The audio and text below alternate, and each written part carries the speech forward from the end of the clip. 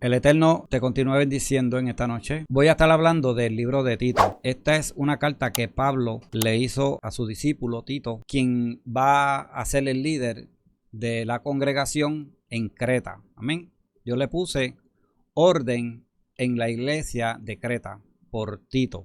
Así se titula lo que yo voy, ¿verdad?, ahora a hablarle. Amén. Ustedes se preguntan, ¿verdad?, ¿qué pasaría cuando una iglesia o una congregación no tiene dirección? Por ese motivo, Pablo le escribe a Tito para poner orden en la iglesia o en la congregación de Creta. ¿Por qué yo cambio de iglesia y congregación?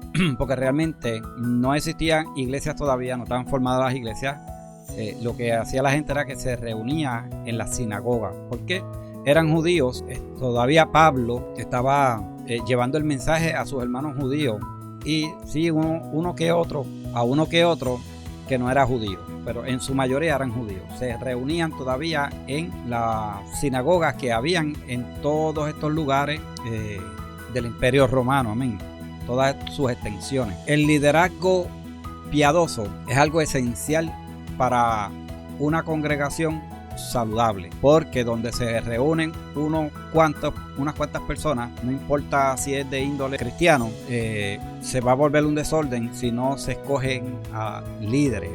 ¿Cómo se le hace un llamado con propósito a Tito? Capítulo 1, del 1 al 4, vamos a ver ese llamado. Vamos a ver también una identidad de líder, un siervo de Dios, y pues le digo un apóstol, o más bien viene siendo él un apóstol de Pablo. La meta de este llamado es fortalecer la fe, promover la verdad y la esperanza eterna. Tito iba a lidiar con unos problemas en esta congregación, ¿verdad? Usted cuando lea el libro se va a notar, ¿verdad?, se lo va a decir explícitamente cuáles eran los errores o las faltas que estaban ocurriendo allí. Bueno, pues a él se le llama para ordenar lo que falta, establecer líderes piadosos. Esa es una de las primeras fallas que no tiene líder. Es una congregación que no tiene pies y cabeza. Lo instruye para que él sea entonces líder y que escoja en esta congregación. Esto también lo podemos ver en el capítulo 1 del 5 al 9. El enfoque pastoral de Tito es seleccionar ancianos con carácter y convicción.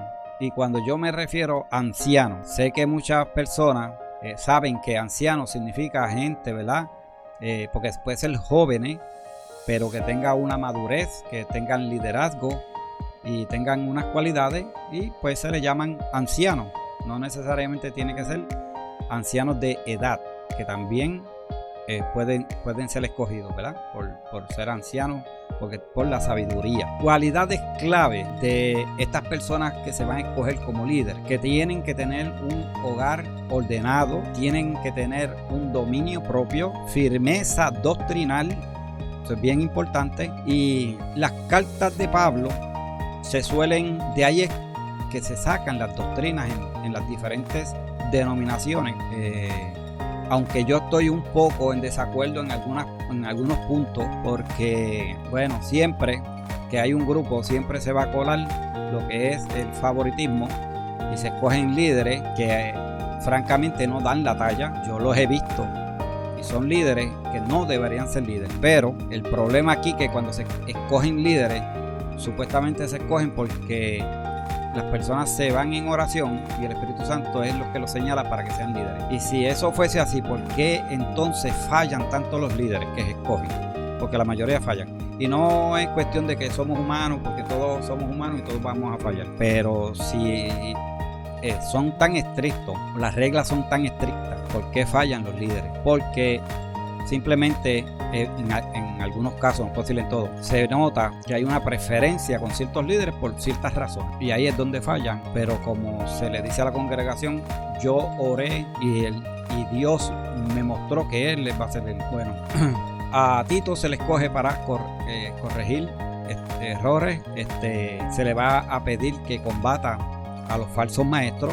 Estaban viendo falsos maestros, los de la circuncisión, y esto no significa que la circuncisión sea mala. Tenga cuidado con eso, con esa narrativa. Es que había un grupo que los querían judaizar y querían que volvieran no a cumplir la ley, porque la ley la cumplían.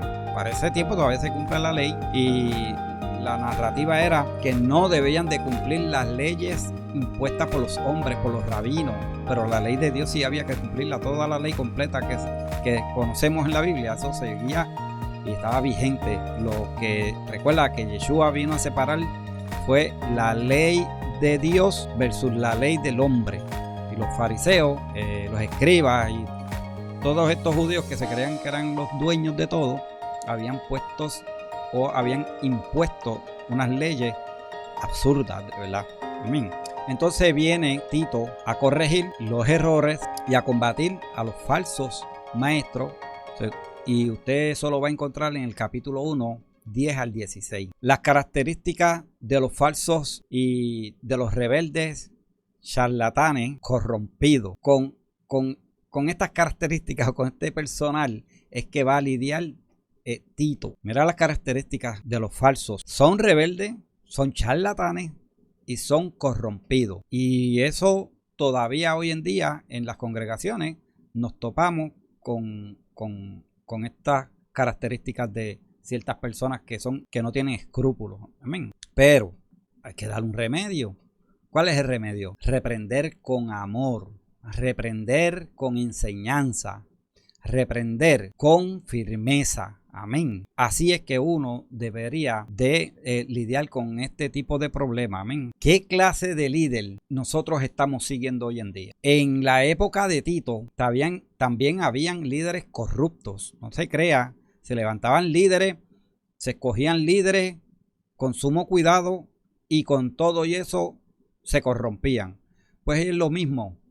Tenemos que tener cuidado con los líderes. Tenemos que ver qué clase de líderes estamos siguiendo y estamos escogiendo. Vamos a ver a Tito cómo promueve una vida de rectitud, una vida de verdad en el evangelio o del evangelio. Amén. Nosotros, ¿qué podemos aprender del libro de Tito? Que examinemos nuestro liderazgo, y no me refiero a los líderes que sí tenemos que examinar, pero examinar nuestro liderazgo personal y nuestra disposición a ser corregido por la palabra. Amén. Una congregación que refleja a Yeshua. Vamos a ver también en esta carta a Tito, una congregación que refleje a Yeshua. La sana doctrina no es solo información correcta, es transformación vivida. Amén. Escuche bien, que la sana doctrina no es solamente ropa el exterior, por decirlo así. No es solamente una conducta correcta, es una transformación vivida. Es una transformación que se va a ver en nuestras vidas. El evangelio debe moldear cada aspecto de nuestras vidas. Nosotros solemos estar en desorden, como cuando la tierra se estaba formando, que estaba vacía y desordenada. Así estaba nuestra vida hasta que llegó Yeshua a nuestra vida y empieza a poner orden. No importa seamos hombres, mujeres, jóvenes, mayores. El ejemplo debe ser un ejemplo de madurez y sobriedad. No importa, recuerde que muchas veces los jóvenes son los que padecen de esto de madurez y sobriedad, pero existe también en los adultos mayores. Así que hay jóvenes que dan un buen como Tito. Hay jóvenes que dan buen testimonio, que demuestran madurez y sobriedad. Y sin embargo, hay hombres y mujeres y que son mayores que no dan ese ejemplo. Pues en el libro de Tito nosotros podemos aprender de este ejemplo y nosotros aprendemos para que también con nuestro ejemplo enseñemos a los demás. Es mejor dar un ejemplo de testimonio que un ejemplo hablado, porque yo puedo hablar muchas cosas y a la misma vez hacer todo lo contrario. Nosotros podemos ver a jóvenes que tienen dominio propio y tienen pureza, igual que los adultos. No debemos de discriminar que porque son jóvenes o que porque son adultos. Es que los adultos pues tienen que tener dominio propio y tienen que tener pureza. pues estas cualidades también se dan en los jóvenes. Y también hay adultos que carecen de estos, de esta madurez, por decirle así, ¿verdad? De este dominio propio y de esta pureza. Nosotros debemos ser y debemos de enseñar a que seamos buenos siervos, buenos empleados, ¿verdad? Siervo, usted sabe que la gente por ahí le llama siervo. Un siervo es una persona que es prácticamente como un esclavo, ¿verdad?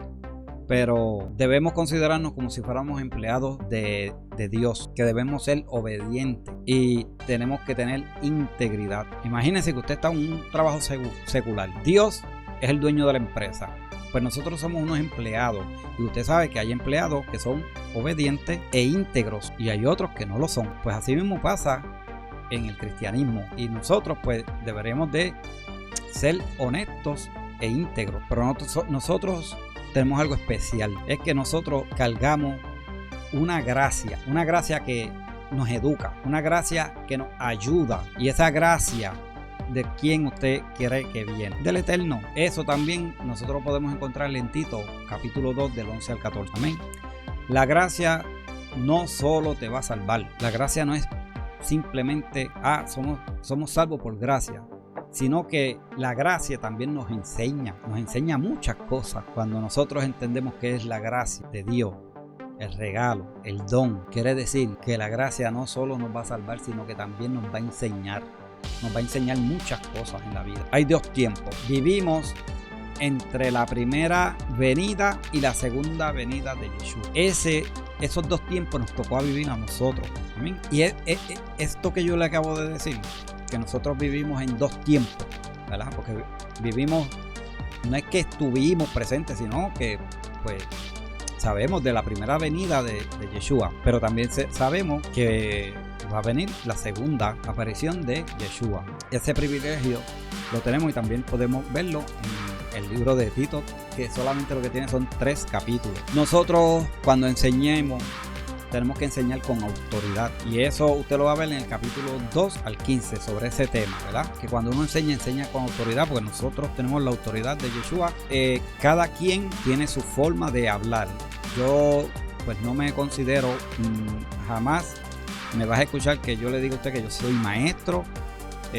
Yo estoy hablando aquí en las redes sociales como habla cualquiera que puede coger un micrófono y hablar. Eso sí, que me he preparado un poco para poder hablar, porque hablar por hablar, pues cualquiera coge un micrófono y habla en las redes y también puede hablar muchos disparates. Pero hay diferentes personas, hay gente que yo encuentro que sí nacieron para ser maestros. Yo no, yo simplemente le hablo aquí sin pretender querer ser maestro, pero sí me gusta hablar lo que es verdad bíblica, y eso yo no lo tomo como que estoy enseñando, sino que estoy refutando.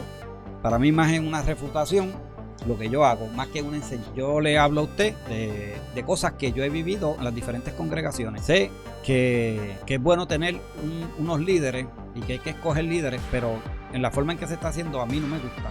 Eso yo lo critico. Yo no soy maestro sobre eso, pero lo critico. Estoy hablando, ¿verdad? Yo le estoy hablando una verdad bíblica, cómo se debe de escoger a un líder. Pero porque yo no estoy de acuerdo, le voy a dar un ejemplo. Yo no estoy de acuerdo porque usted va a coger un diácono y usted va a decir pues que él tiene que ser, es porque dice las escrituras que tiene que ser esposo de una sola mujer, que tenga a sus hijos en su gestión. Bueno, entonces cuando los hijos se le vayan de la mano, pues entonces ese líder hay que sacarlo, porque ya no tiene los hijos en su gestión. ¿Ves? A veces uno trae una queja y bueno, pues como te estás quejando del líder, pues no te hacen caso, porque a lo mejor le hacen más caso al que es líder que al que trae la queja. Y cosas, por ejemplo, ¿verdad? Usted puede escoger líderes porque ante sus ojos ese líder es ejemplar, pero resulta que en su vida cotidiana, en su trabajo, si es que tiene trabajo, en su residencia, cuando nadie lo ve, pero otras personas sí lo ven que no son dignos de ser líderes para nada. Pero la excusa es que Dios fue el que lo puso ahí. Pues parece que Dios se equivocó, que Dios lo escudriña todo, el Espíritu Santo escudriña todo, nos conoce de rabo a rabo, y usted me va a decir que, bueno, el líder falló. Dios sabe todas las cosas, y si Dios sabe que él iba a fallar, como quiera lo escogió, Y puede decirme sobre eso muchas cosas, que Dios te da oportunidad. Sí, Dios te da oportunidad, pero si usted me está diciendo que Dios le dijo que lo escogiera, es porque Él sabía a quién está escogiendo. Pero muchas veces nosotros escogemos, vuelvo y le digo, escogemos simplemente o porque son amigos o son conocidos, o en la iglesia se comportan de una manera y ahí es donde usted único lo conoce, y como Dios nunca le ha sacado una falta ahí en presencia de todo el mundo, pues es un ejemplar. Pero en la casa o en el trabajo son gente diferente y hay que tener cuidado. Las enseñanzas fieles deben de proclamarse con valor y con amor. Hay el evangelio. Uno tiene que llenarse de valor, pero a la misma vez, porque mira cómo es, mira el contraste de esto. Yo tengo que proclamar el evangelio con valor, pero a la misma vez con amor. El valor es fuerza. Ser valiente es que seas fuerte, es que tienes que tener carácter. Y amor es que tienes que ser blando. Se lo estoy parafraseando para que usted vea este contraste de valor y amor. En el camino de Yeshua, del evangelio, de llevar la palabra de Dios, tenemos que ser valientes, pero tenemos que ser amorosos. Porque si eres muy valiente, puede ser algo muy rígido y puede traer daño y dañar muchas cosas.